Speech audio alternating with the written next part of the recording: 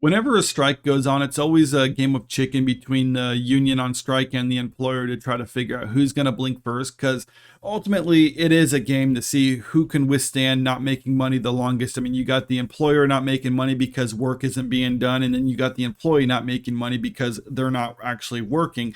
But right now, there were some measures that said, like, well, maybe the studios are the ones buckling first because they actually offered to meet with the writers to try to renegotiate and reopen negotiations. But that might not actually be the case with this situation. So it was earlier reported that the studios offered to meet with the writers, and this article right here just kind of goes into a little background saying like this, how this started in May 2nd and things like that. And a lot of the CEOs of these major studios are trying to actually negotiate with them, but some of the hurdles that they're facing is the studios themselves can't necessarily agree on any proposals to actually give to the writers, but they did reopen negotiations on this. So it seems like that they're the ones actually hurting most from this, but that's actually not what the latest news is saying now. So according to this article from Deadline, WGA slammed studios' latest offer and meeting as attempt to make Guild cave, not to bargain, but to jam us.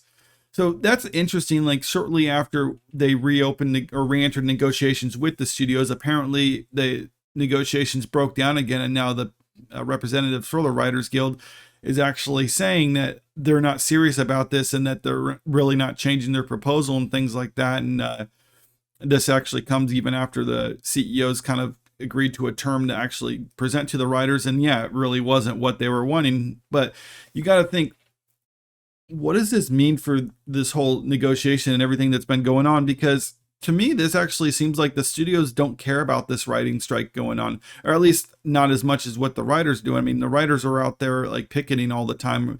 Then you get occasional celebrities or whatever for their photo ops and whatnot. But it really is just a matter of like, well, the studios gave them an offer. They rejected it, go on strike. Then the studio's like, okay, fine. After, what is it? Oh yeah, right here. 113 days on strike. The studio's like, okay, fine. We'll talk to you again. All right, what do you have to offer? We'll offer you basically the same thing.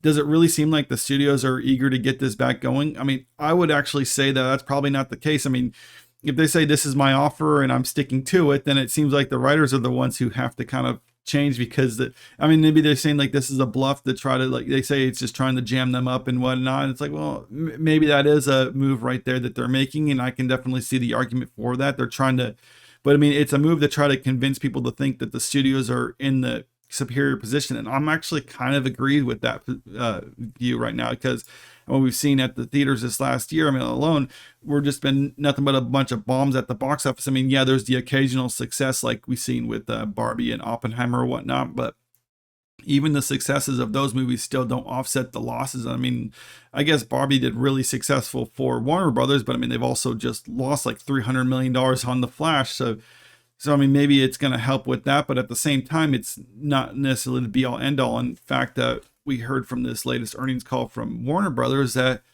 they actually saved a lot of money because by canceling these productions. So it's actually not a bad move for them. Not to mention, by doing this, they're also rolling back other contracts that they had, because they're able to cancel certain contracts when the strikes are going on, because it's like, oh, well, we greenlisted we greenlit this project earlier, and now we're canceling it. So it's saving them money that way. And that's also kind of echoes what Bob Iger said with Disney, is that they're trying to roll back on the amount of stuff that they're producing right now. So, I mean, it seems like it's actually not a big issue for the studios, or at least they're not super eager to get it going. And even in this earnings call, David Zaslav mentioned how they have a huge back catalog of other stuff that they could stream or give to theaters for limited runs and other things like that. So they have avenues to make money, but the writers themselves, they're pretty much prohibited by their unions from actually making money while this is going on. So the question is, how long can this go on for? And right now, I think it's getting to the point where the writers are, I mean, they're definitely feeling it. And eventually it's going to get to the point where the writers are going to be like, well, then I'll just quit the union so I can actually go back to work again. And the unions obviously don't want their members quitting them, because then they lose their revenue stream. So I think they're going to try to negotiate in some way. And by negotiate, I mean like basically bend the knee to the studios and take whatever offer they can give them.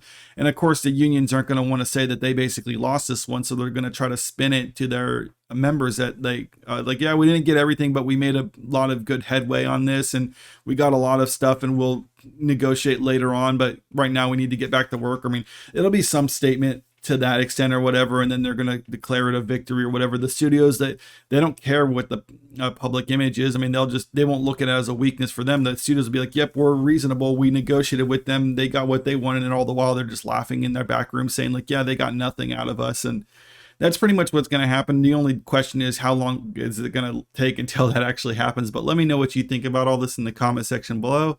And if you like this video, make sure you click that like button, share the video, and subscribe to the channel if you want to stay up to date with the latest news. Thank you.